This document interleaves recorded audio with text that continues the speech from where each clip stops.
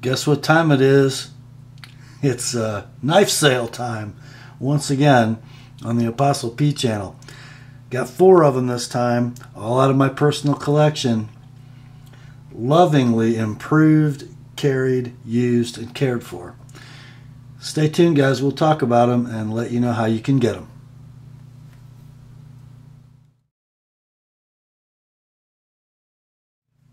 Hi gang, Rob here. It's the evening of 28 April 2014 and I got some knives for sale tonight, and my reasons are varied on these. One of them, as you know, I'm not very fond of, but it's as good as it can be for what it is. That would be the Knives of Alaska Featherlight Hunter. One knife that came in trade for some sharpening, a knife that I really like. It might just not be me, and it might not fit in my collection, this mini bone collector, traded by my buddy Chris. And it's a great knife. I'm just not sure that I would have picked it out in a store and bought it. And then the other two, the ones in the middle, my Spyderco Domino and my Lionsteel SR1A, those are going to be kind of hard to part with, but let me tell you sort of why. I have found, as many of us collectors do, that our tastes and the direction that we want our collection to go over time changes. As you guys know, of late I've been sort of developing a taste for some traditional knives, and my collection has grown by several of those. Also, I've found that I still really enjoy a well-made, inexpensive, or quote-unquote high-value knife. Still have them, still love them, probably always will. Those knives I can carry anywhere, beat them up, don't care if I lose them. 30, 40, 50 bucks buys me another one just like it. Those are probably never going to get sold from my collection. Over the last couple of years, my tastes have sort of trended toward the more expensive. You know, I've got some knives in that $300 to $500 range in my collection, and frankly, those sort of polar ends of the scale, at least the scale so far in my collection, are where my attention lies. And these two knives, the Domino and the SR1A, both in the $170 to $200 range new street price. Although they're extremely good knives for what they are, both of them, they're just sort of in a dead zone in my collection. I'd rather, frankly, I would rather sell both of them and buy another Sebenza. So, let me tell you about them, and I'm going to start, well, you know what, I'm going to start at the negative end of the spectrum and work my way up. So let's get these guys out of the way. This knife, of course, you guys know what it is. It's the Knives of Alaska Featherlight Hunter. This is attempt number 4 from Knives of Alaska. This is that sort of extra knife they sent me. The one that had the pivot screw that was too long. Believe it or not, my left thumb is just a little leery of that blade. Can't imagine why. I'm just going to use my right hand for this video. So, and you guys who watch the channel know what this knife is. It's the D2 bladed, G10 handled Knives of Alaska Featherlight Hunter. This one with my edge on it, of course, and my rework in the pivot. It's going to come to you with a nice free blade, no blade play. It's going to have pretty good blade centering. Guys, I've handled several of these, as you well know. Trust me, if you like the profile, the pattern of the knife, and its capabilities, this, I feel confident in saying, is the best Knives of Alaska Featherlight Hunter you can buy. I've made sure of that. This knife I'm going to sell for $50 shipped. And before I move on to the second knife, here are the rules of the sale. If you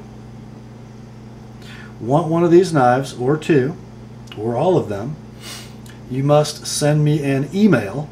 That is an email to my personal email address, which will be in the description of this video. It is rob.bixby65@yahoo.com. When I acknowledge your "I'll take it," and that's, you just have to tell me which knife it is and say "I'll take it." When I acknowledge receipt of your purchase offer, I will immediately send you an email back as soon as I can get to it. Within 1 hour of when I send the "I got it" email, funds must be in my PayPal account. If they are not, you sort of go to the back of the line, and if there are any other "I'll take it's" subsequent to yours, they will be first in line, and they'll get an acknowledgement and a request for funds. PayPal account, same address, by the way. Not going to really negotiate on any of these prices. They're priced fairly, especially considering the work that I have into them that you'd have to pay me for if you bought these knives new from a supplier. And they're all in good as new condition, guys. So $50 shipped for the Knives of Alaska Hunter.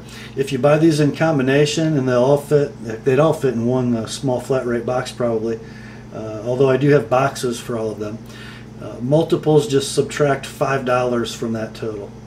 So $50 for the Knives of Alaska Featherlight Hunter. Next up, Benchmade Mini Bone Collector, D2 steel. That's sort of a modified drop point thumb hole knife from Benchmade. Flat ground from about 2/3 of the breadth of the blade down. This one, as well as the KOA knife, wearing my edge on it. 15 degrees per side with a skinny 19-degree micro bevel. It's a scalpel, guys. These last 3 knives are all tip-up left-hand carry. They're all reversible. For right-hand carry, just indicate when you buy one if you want me to switch the clip. One thing of note on the Mini Bone Collector: these first few ribs have been shaved down and rounded just a little bit. Even if you carry it right-handed, I don't think you're going to notice it. And if you are a righty and you'd like me to do the same treatment for right-hand carry, I'll be happy to. Just makes the knife go in and out of the pocket a little easier. If you want to know what I'm talking about in more detail, watch my review video of the knife. This knife is going to be $70 shipped, and it will have the Parkerized split arrow clip on it. Great knife, guys. Axis lock mechanism. Action is buttery. Blade centering is just a tick off to the right. Don't think I'd worry about it. Doesn't rub at all, not even close. Next, Lionsteel SR1A. And guys, I have sharpened and done spa treatments on a bunch of these knives. And I have to tell you, of all of them I've worked on, mine is the best. Blade action is phenomenal. Just take a look at how this blade falls.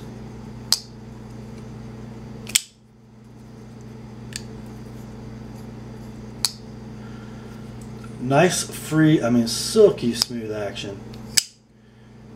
Lockup is sitting at about 35 or 40%. There is absolutely no stick. Listen.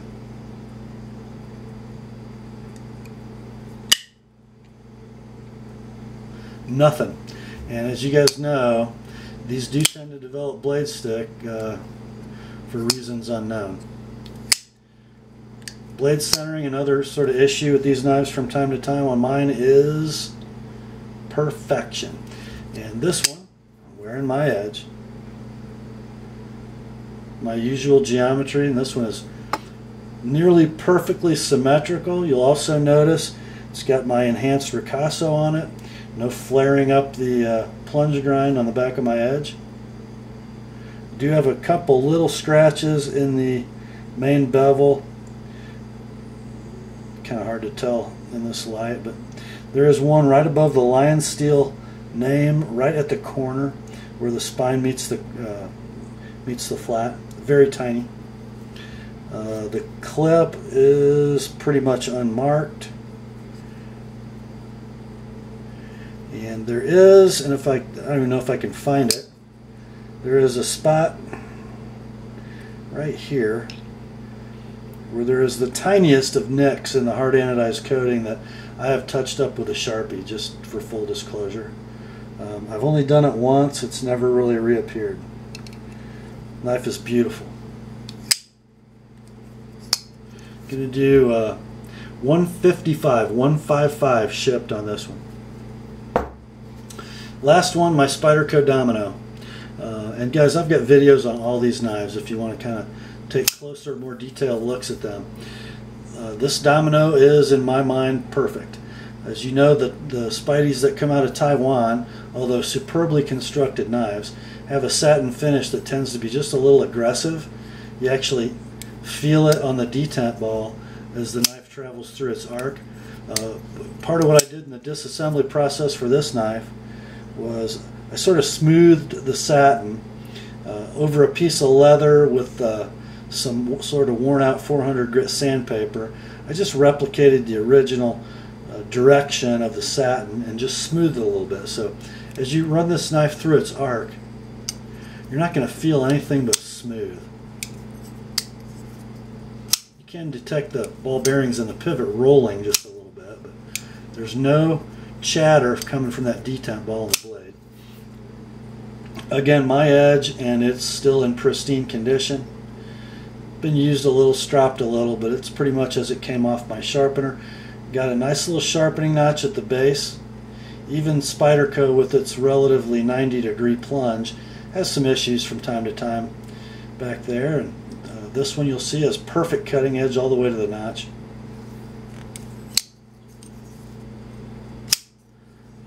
Just a beautiful knife. This has been carried some, but guys, you just don't see wear on this stonewashed titanium from Spyderco. Maybe the slightest bit of shininess at the corners, but you know, it's really hard to tell if that was like that when it was new or if it's from being in the pocket. Lockup on this knife is just a little past 50%, which I've noticed is typical for these. It's a steel on steel interface. It's never going to move. Mine has not moved. Blade centering is absolute perfection.